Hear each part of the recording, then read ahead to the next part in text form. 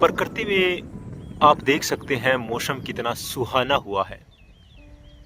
परंतु ये सुहाना या तो शहरवासियों के लिए हो सकता है या फिर जो अभी गांव में रहते हैं पर खेती नहीं करते हैं उनके लिए हुआ होगा। जो किसान हैं, जो अन्नदाता हैं, उनके लिए ये सुहाना मौसम नहीं है। क्योंकि हर तरफ आपको जहाँ भी दिखाई दे रहा है ये पीला सोना जो खड़ा हुआ दिखाई दे रहा है, ये हर जगह आपको गोल्डन गोल्डन जो दिखाई दे रहा है, पीला पीला, ये सोना है। और ये सोना आज कहीं ना कहीं बरसात में नुकसान जरूर पहुंचाया है। इस सोने को बरसात की वजह से नुकसान हुआ है। पर जहां हम प्रकृति को नुकसान पहुंचा रहे हैं वो प्रकृति कहीं ना कहीं हमें नुकसान तो पहुंचाएगी। क्योंकि आज हमने निजी स्वार्थ के लिए बहुत कुछ प्रकृति के साथ खिलवाड़ किया है, प्रकृति से छेड़छाड़ की है। चाहे हम पिछले दिनों देखा है कि हम सोशल मीडिया पे कि एक जंगल को काटा जा रहा है और वहाँ पशु और पक्षियों की जो दुर्दशा है, बहुत बुरी हालात है। ऐसा ही हम अपने क्षेत्र में भी कहीं ना कहीं हम ऐसा कर रहे हैं जिससे पर्यावरण को नुकसान हो रहा है।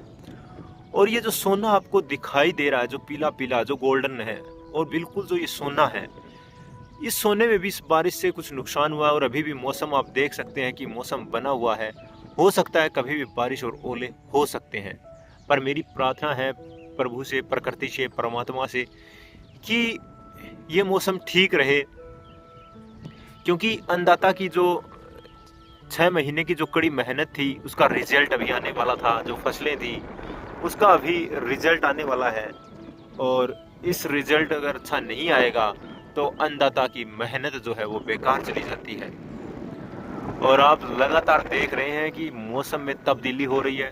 कभी तो दिन में अंधेरा हो रहा है तो कभी पूरे गोल्डन हो जाता है, प्रकृति पूरी गोल्डन हो जाती है, पीली पीली हो जाती है। और लगातार प्रकृति रंग बदल रही है।